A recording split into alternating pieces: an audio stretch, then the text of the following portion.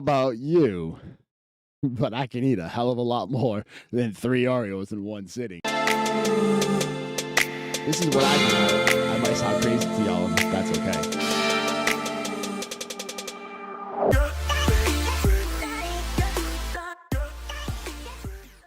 Welcome back to another episode of the 1023 podcast. And today's topic, we are going to piggyback off of our last topic talking about nutrition. That was kind of the general, chat about nutrition as a whole and the benefits and everything that it has in eating right versus, not eating right, eating healthy, and all of those things.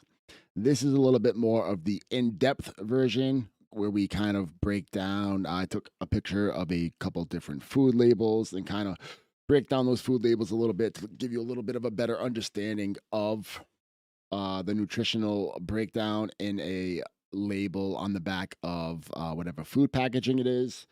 Give you a little bit of insight, kind of info on breaking down nutritional values and what that means as far as your actual diet goes and the numbers that kind of go into that.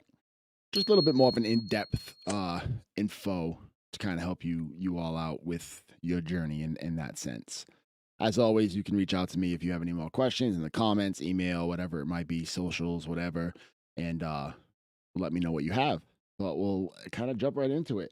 So I'll start with a little bit of a breakdown of the macronutrients, or as you guys may hear, macros for short. So protein, carbohydrates, and fats. Those are the macronutrients. And then you obviously have things that make that up. So those are the micronutrients. So all of the vitamins, the minerals, and everything like that, which actually form to make up whatever macronutrient we have, is kind of the further breakdown. So, you have a protein, you have a fat, and you have a carbohydrate, and then whatever vitamins and minerals and such that make up each of those things. So, vitamin B, vitamin C, vitamin D, E, whatever vitamins there might be, minerals, magnesium, zinc, phosphate, potassium. I mean, the list goes on, but you kind of get where I'm going with that. So all of those things that make up the bigger picture in a sense. So by rule of thumb, really easy to break down the numbers. So both protein and carbohydrates have 4 calories per 1 gram. So for every 1 gram of a protein, you have 4 calories in that one protein. Same goes for carbohydrates. So 1 gram of carbs equals 4 calories. So if you do the math, let's say you have a meal with 50 grams of carbs in that meal. Well, 50 times 4, so you have 200 calories in carbohydrates just in that meal alone. Then obviously you have proteins and fats, whatever else might be in that meal, to add up the numbers that way. Fat is the only thing that is different. So fat actually has 9 calories per 1 gram, excuse me.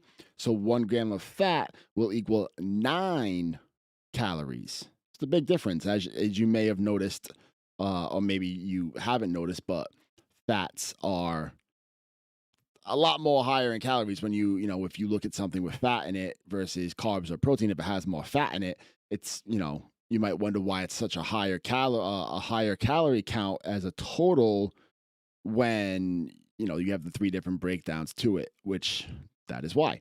So for instance, doing the math again, if you have something with even just 10 grams of fat in it in that meal, that's 90 calories.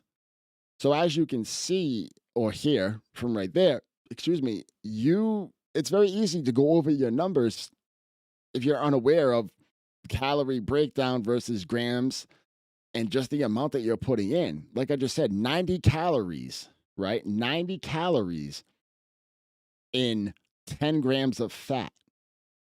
So now imagine if you have something high in fat that's 30, 40 grams of fat.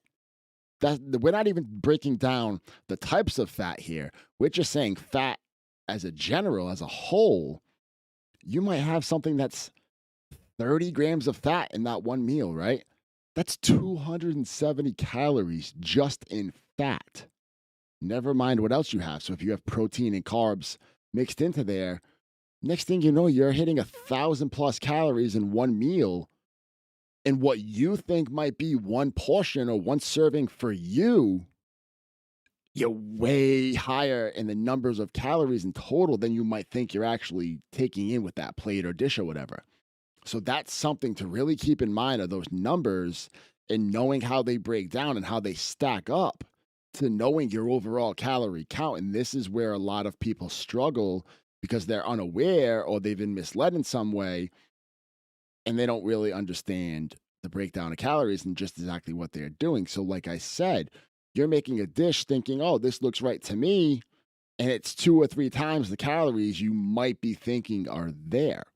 Now, obviously, a one serving is a generalized number where all of us are different. Like I'm going to, my serving might look a little bit different. I'm for instance, for reference, for those that can't see me or even, you only see me sitting down, I'm 6'2", 210, 215, right? 210, 215 pounds.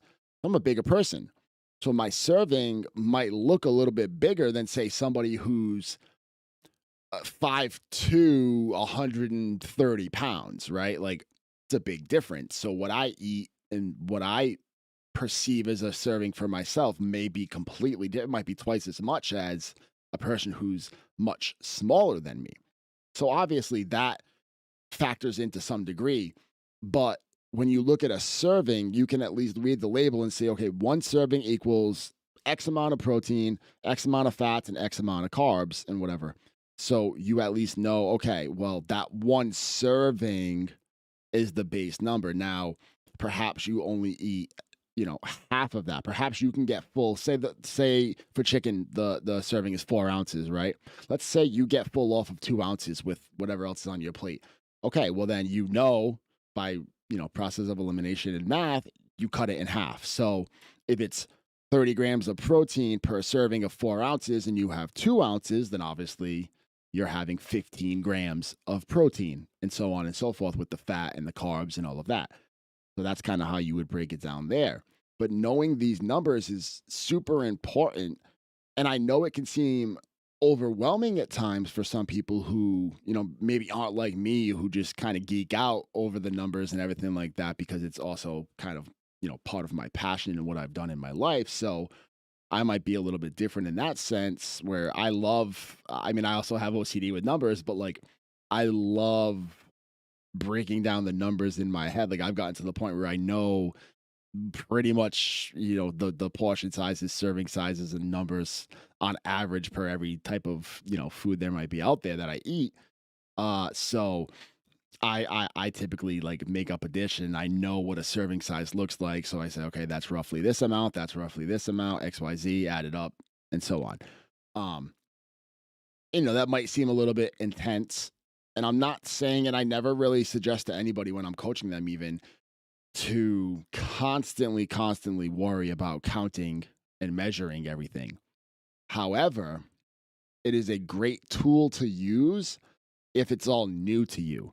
So if it's all super unfamiliar and you're really trying to learn and really dial in your nutrition, then I will always suggest learning the numbers, right? Learning the number breakdown, as well as grabbing a food scale. And I mean, you can get them super cheap. I think I paid like $20 for mine on Amazon when I got it a couple of years ago. You don't need anything fancy. You just need something that you can literally plop the dish down, put the food on it, and weigh it out.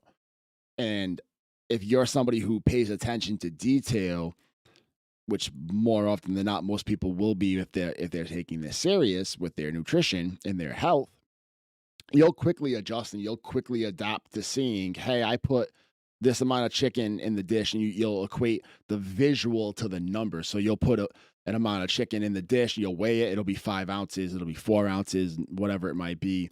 And the more you do it throughout a week or two, even just a week or two, you'll start to kind of get used to, okay, it looks like this. I know when I put it on the plate, I'm within, a few decimals of it. Like, you might weigh it out and it's 4.5 ounces and you put it on the plate without weighing it and you think it was, 4 ounces.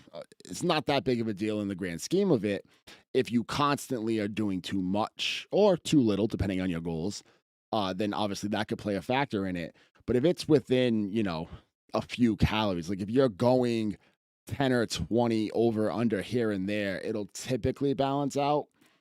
Obviously, if you're going through it for, say 2 weeks, you measure some things out for 2 weeks, you get to eyeball, you get the feeling of what it looks like from the naked eye, and you go about it the next, say, 2 weeks without measuring and just kind of doing it from the eyeball test, and then you notice, your weight is stagnant or your weight is going up even, a tiny little bit or whatever it might be.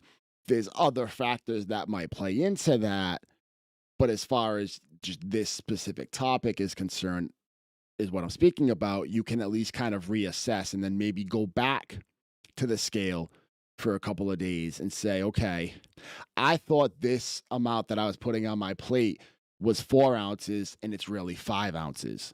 So then again, you just kind of trial and error, you look at it again, you do it again, and you realize, okay, this is now what 4 ounces looks like. Take a picture even, you know what I mean? Put it in the dish that you weigh and then take a picture of that portion size, and then you can always just reference the picture.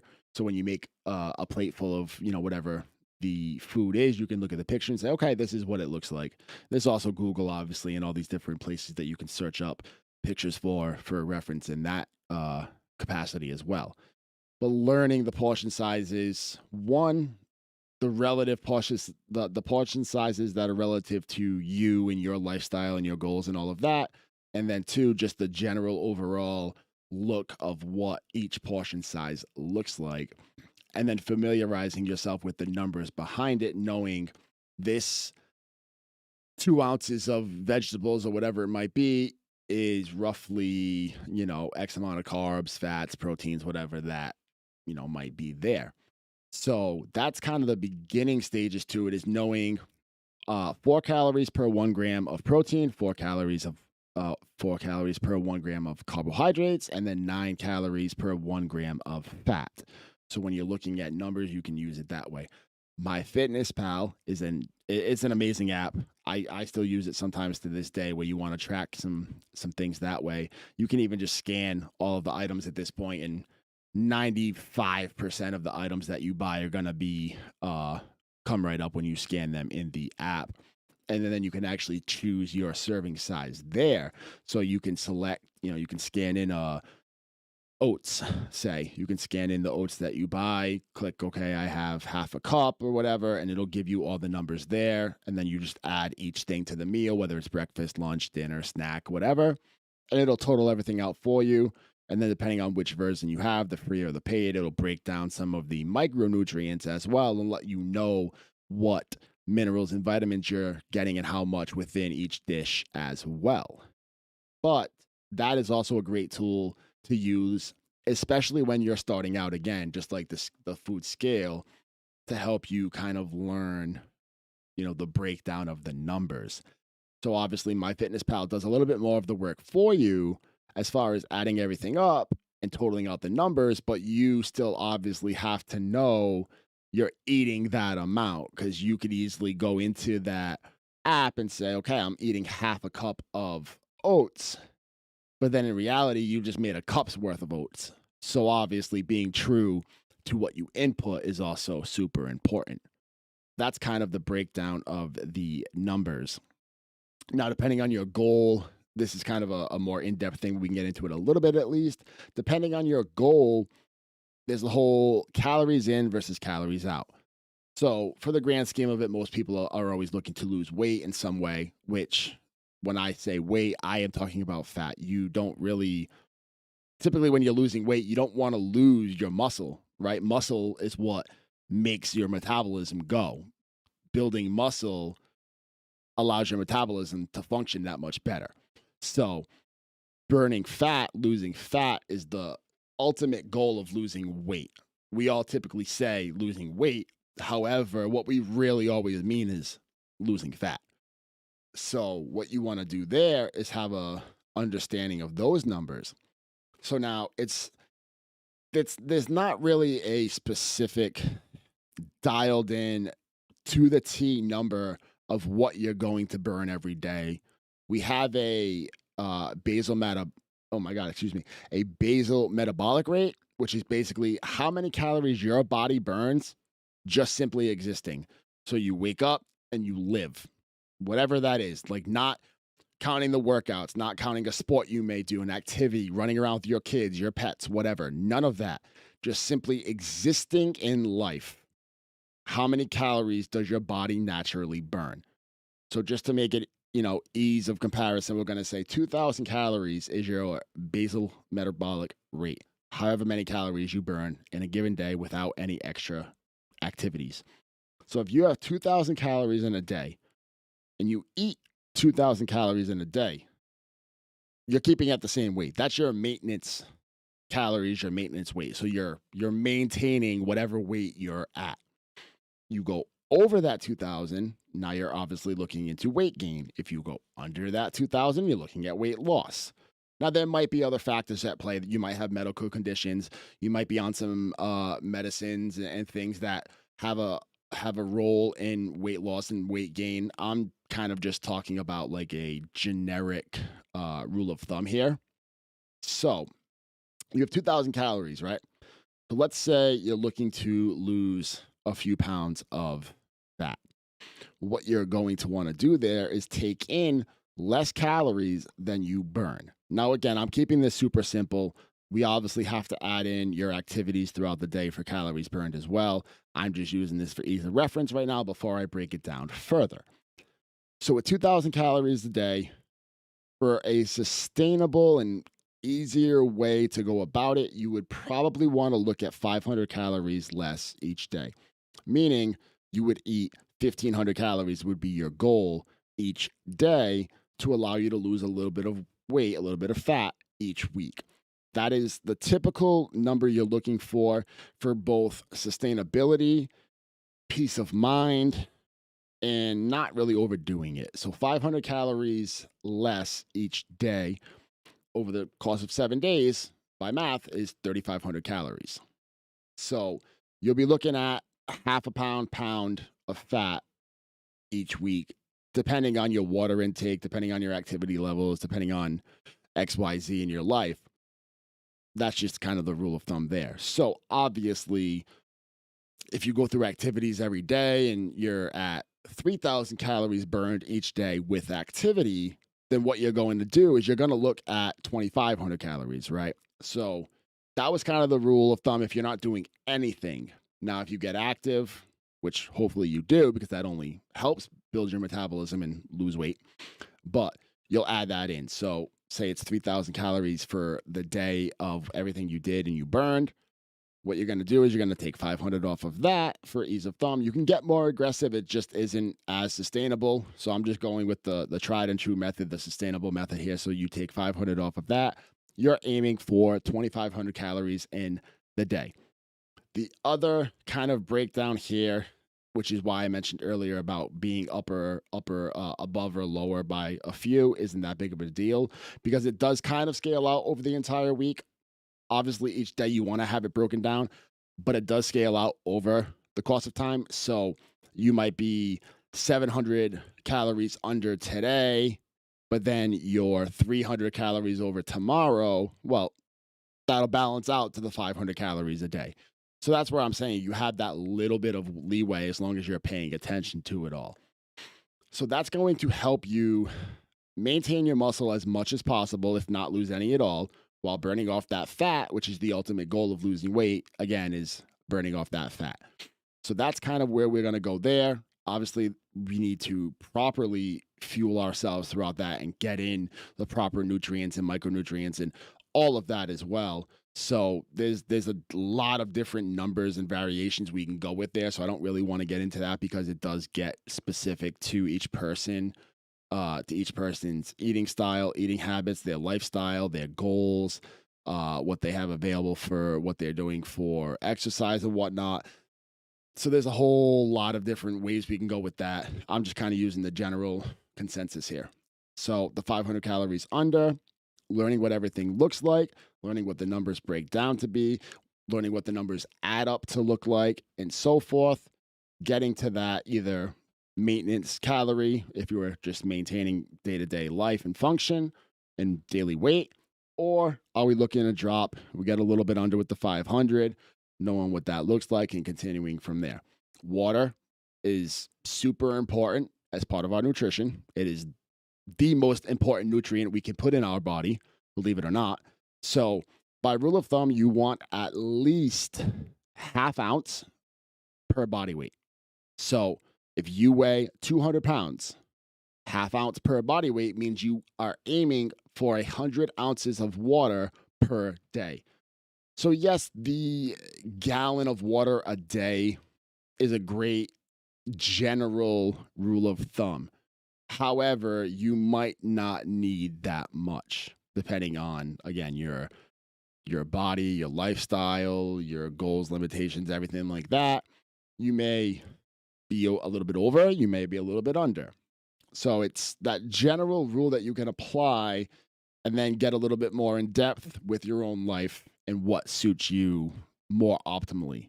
But if you just go for a gallon of water a day, you're more than good. I will promise you right now, you're more than good.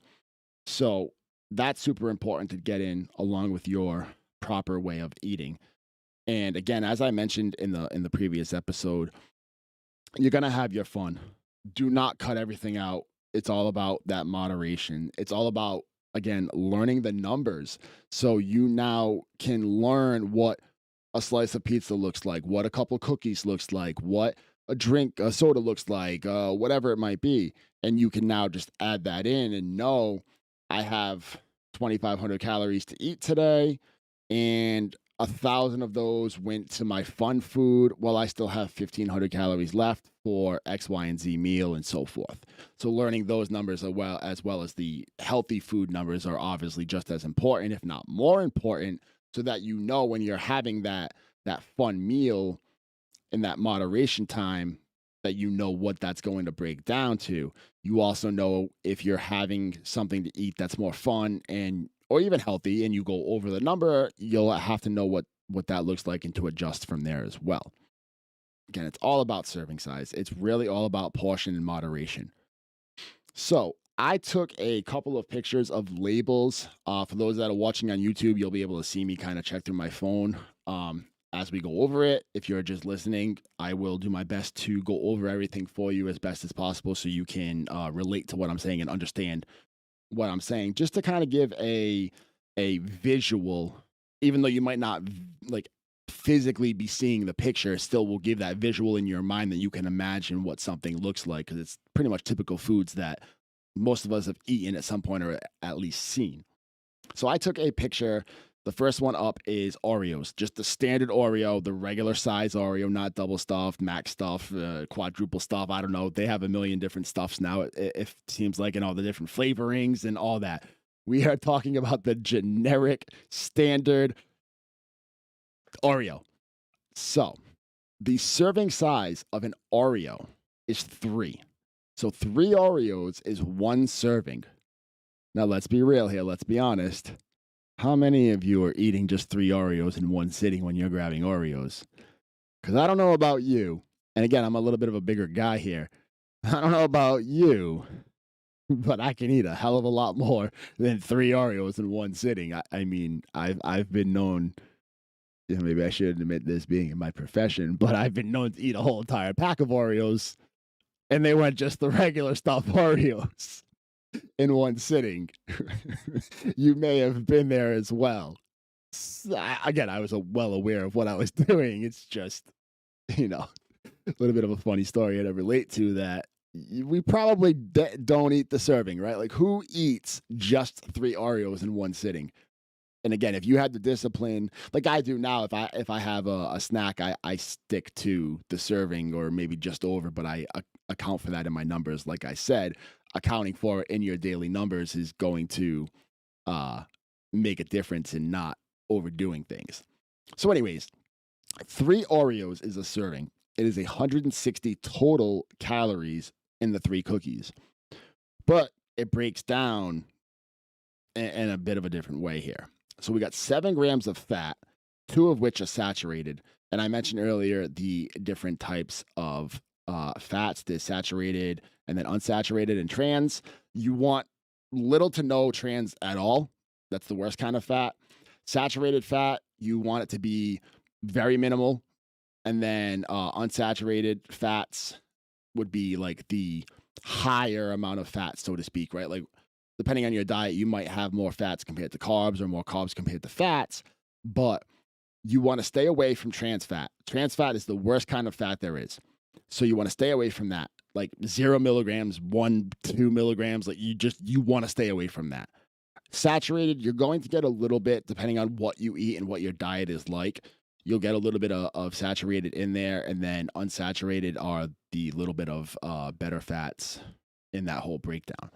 But anyway, so you got 7 grams of fat, you have 25 grams of carbs, and 1 gram of protein because there is a little bit of dairy in there. But as I'm sure you know, with cookies and snacks, it's processed foods, it's a lot of sugar. So out of that 25 grams of carbs in 3 Oreos, 14 of those grams is sugar. Sugar is the enemy. I'm sure you know, and I'll reiterate it. Sugar is the enemy. Processed foods, sugars, those are the enemies to health in general and to weight loss, fat loss specifically. So 14 grams of sugars. Now, there are sugars in natural foods, like fruits and such have natural occurring sugar. And what I referenced to in the last episode, everything again in moderation, where even too much of a good thing is a bad thing. So having enough fruit to get nutrients in is great, but not overdoing it to take in too much sugar, even though it's quote unquote good sugar. Excuse me as I hit the microphone, but it's good sugar. However, again, too much of it turns into bad sugar. So this is added sugar, meaning in a sense, fake sugar, like sugar. Like when you look at the, a packet or a container or whatever of sugar, pure sugar. That's what we're talking about here is added sugar. Added sugar is by far the worst kind. Obviously, nowadays we have artificial sweeteners and other healthier choice sweeteners like monk fruit, stevia. Those are the better options if you're going for something that is sweetened. You definitely want to do it in the more natural way, but even that you want to keep to as minimum as possible. But again, if you need something, if you're having something that's sweetened, the natural sweeteners are a much better option versus just sugar or a sugar alternative. So there's 14 grams of added sugars to that. Not, I'm sure you know that that's not good. That's not a good nutrient profile. The other stuff that's in here, which I mentioned previously, it has flour. Okay, well, flour has no nutritional value at all. Hence why you have some of that blank space in the carbohydrate, right? You have 11 grams of carbohydrates in there that aren't sugar. Well, you got flour, high fructose corn syrup, which is awful because it just does nothing for your body again. So there's those two things that are awful in there to begin with. High fructose corn syrup, you don't want it. It's awful. It breaks down in your body in an awful way. It does not. It does nothing but harm to your body. It does no good for your body, just like flour. So these numbers that don't, the numbers that you're missing between the sugars and the rest of the carbs, it's coming up in all of this other, for lack of better terms, crap. Which is why we all know processed and sugary foods and snack foods aren't good for you as far as a health standpoint goes. So this picture of Oreos, like I said, you see there's not really much to it. I mean, there's no vitamin D. There's 10 milligrams of calcium because, like, again, there's a little bit of dairy in here. There's a tiny little bit of iron, tiny little bit of potassium. Because you get pretty much everything you have is going to have some sort of small nutrient profile to it. But obviously, like I said earlier, the bigger the nutrient profile, the better. So again, that's just some of the breakdown of the Oreos that just shows you the serving size is probably way less than you typically would gonna have anyways. You might have 3 or 4 servings, say, and now you're at almost 1,000 calories, and you're at almost 100 grams in sugar, and that's just way more than even the daily recommended amount of total sugars. So that's Oreos. I took a picture of a snack size, so like a small pack, the small bag of Doritos Cool Ranch. Again, however many pieces are in this bag, I don't know exactly, but there's not that many. If you can picture a regular size bag of Doritos versus that, snack pack size of Doritos, you probably eat way more than just one snack size, one serving size of Dorito. There's 150 calories in this. 8 grams of fat because, again, cheese and dairy, so fats are in cheeses. Excuse me. 18 grams of carbohydrates and 2 grams of protein. Again, you have a little bit of dairy in there. This one doesn't have sugar. Obviously, it's not a sweeter snack, so it only has less than 1 gram, so probably just about half a gram or so of sugars in there. So now, snack wise, this is a better option than Oreos as far as not having as much sugar, but it's still a processed food.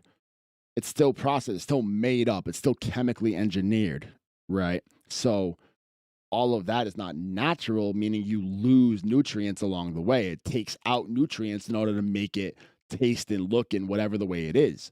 So you're losing some of the nutrient profile that are naturally occurring in the ingredients in the food.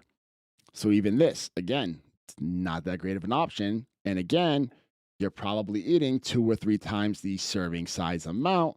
So this 150 calories is more like 300, 400, 500. So it's that food for thought, pun intended.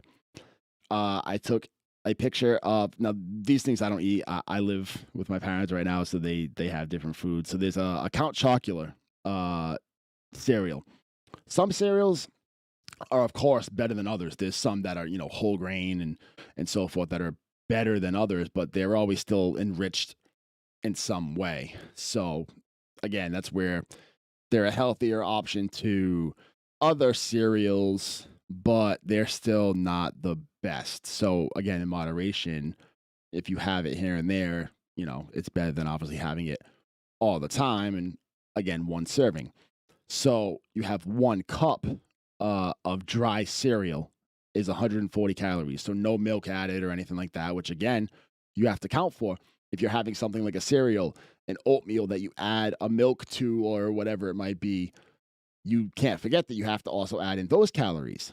It's not just the oats that have the calories. You're also adding in the milk and whatever else you are. If there's flavorings you're adding, whatever it might be, those are going to have calories as well. So everything will quickly start to add up. But as just the cereal alone, in 1 cup, it's 140 calories. This has 1.5 grams of fat. There's not really any fat to this, obviously. There's nothing there that really makes up the fat besides the milk that you might put into it if you're having dairy milk. But then there's 31 grams of carbs, which are including 12 grams of added sugar. So again, it's a lot of fake sugar that's just added in to sweeten it up and make it taste better, which means it's not that healthy. Again, some people think, oh, I'm having cereal, it's not that bad. Again, it's better than maybe some other options out there. It's better than ice cream, which I have in here as well, but it's still not that great.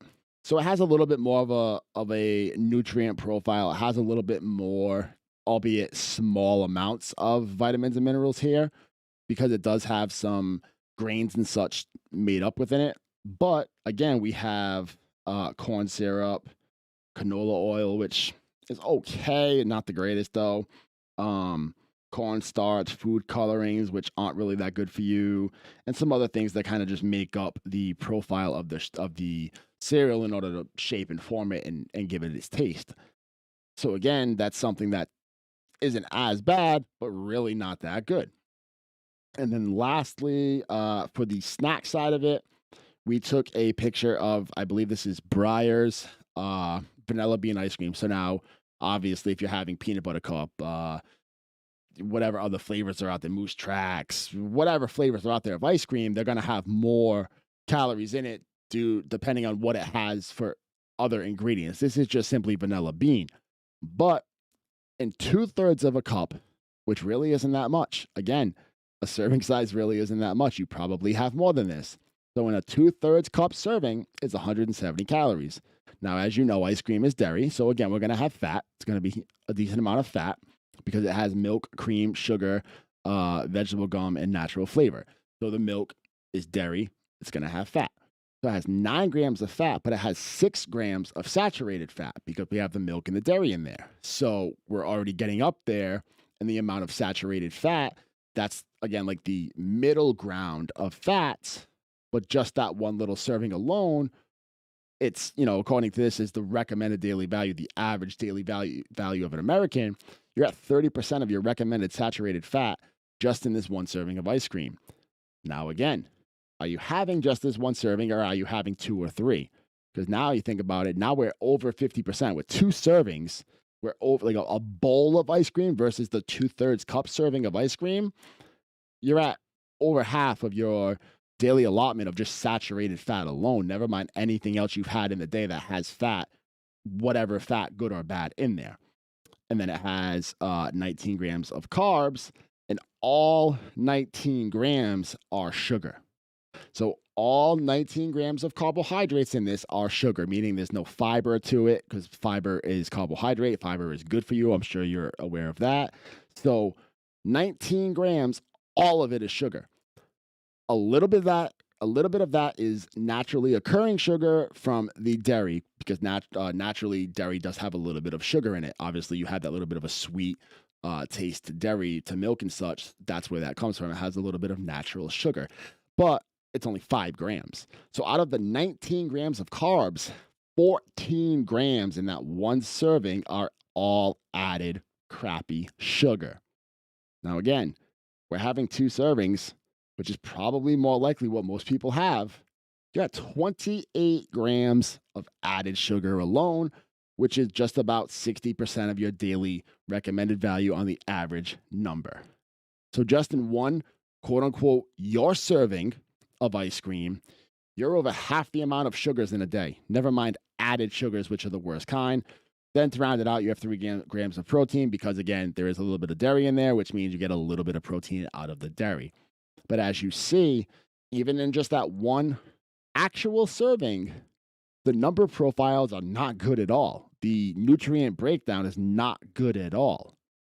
So you got to be aware of the sugars in things and the processed foods and the amount of sugar that is actually in the ice cream, in the cookies, in the cereal, in the sodas.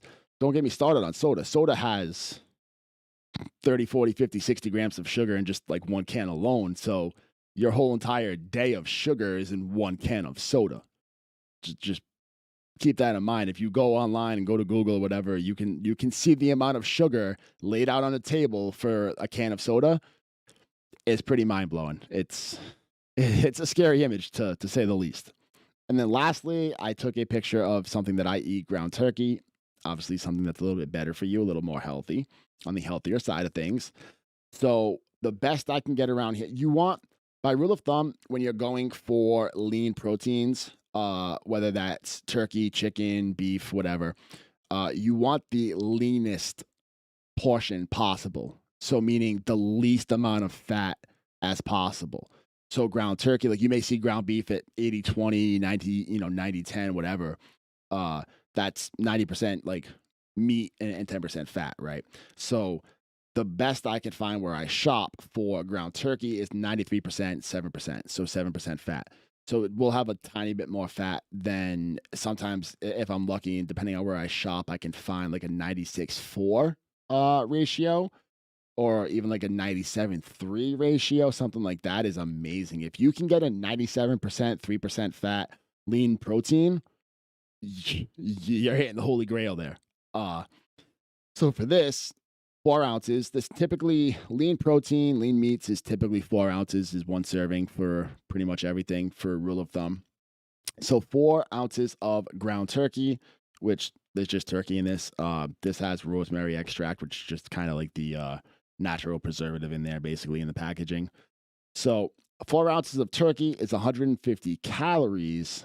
So as you see, this 4 ounces of turkey is 150 calories, right? We go back to the ice cream, the cookies, the Doritos, everything. All of those were 140 to 170 in calories. So we're, let's say, for ease, we're right in the middle. So we're in the middle of the calories between all those other snacks.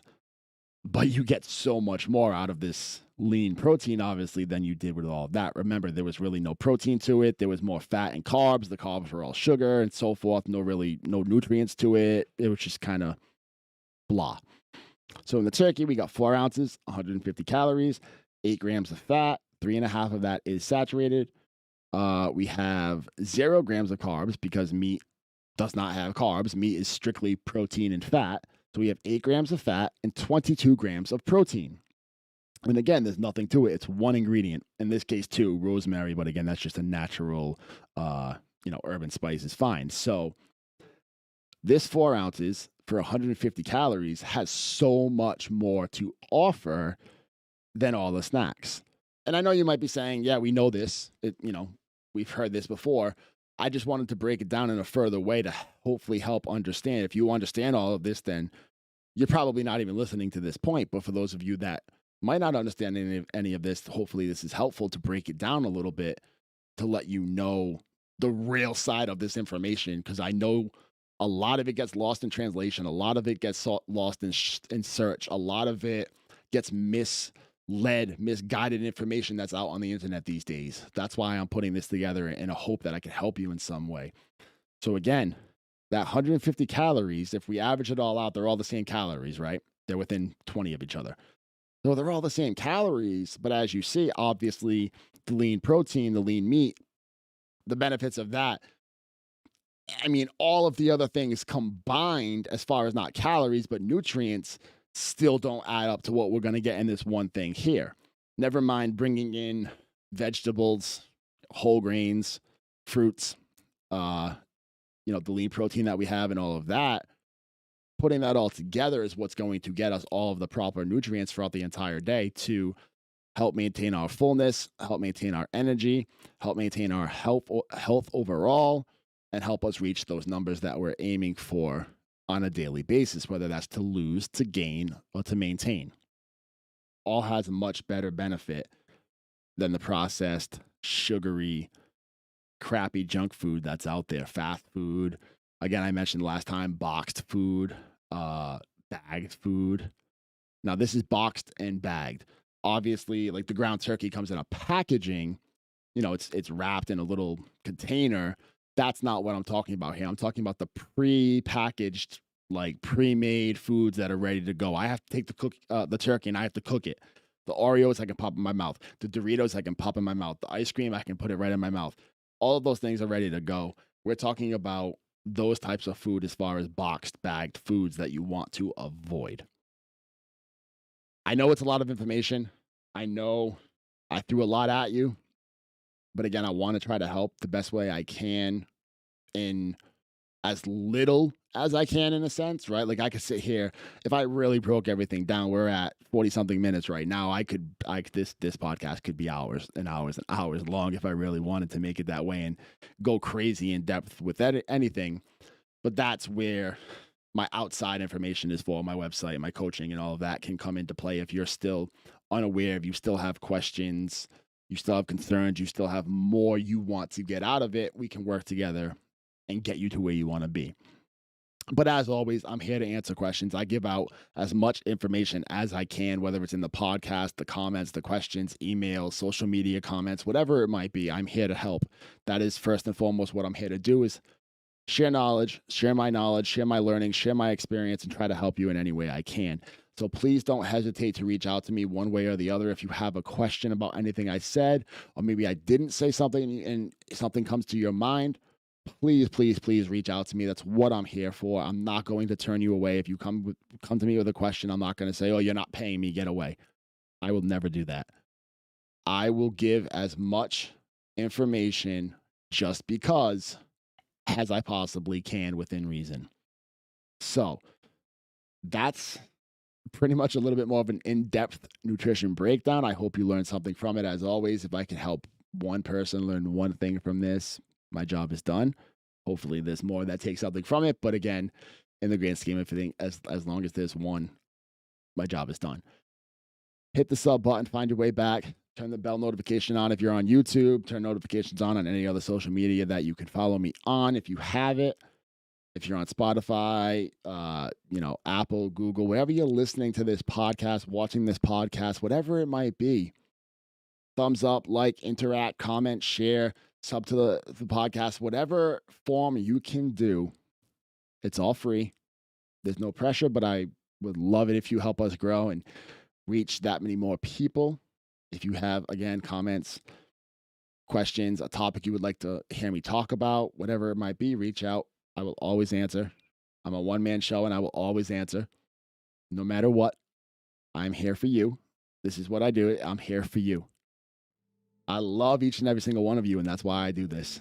So we're going to end it there. I hope you took something from it. Until next time, stay positive, stay peaceful, keep love in your hearts, and have a wonderful day and night. Peace.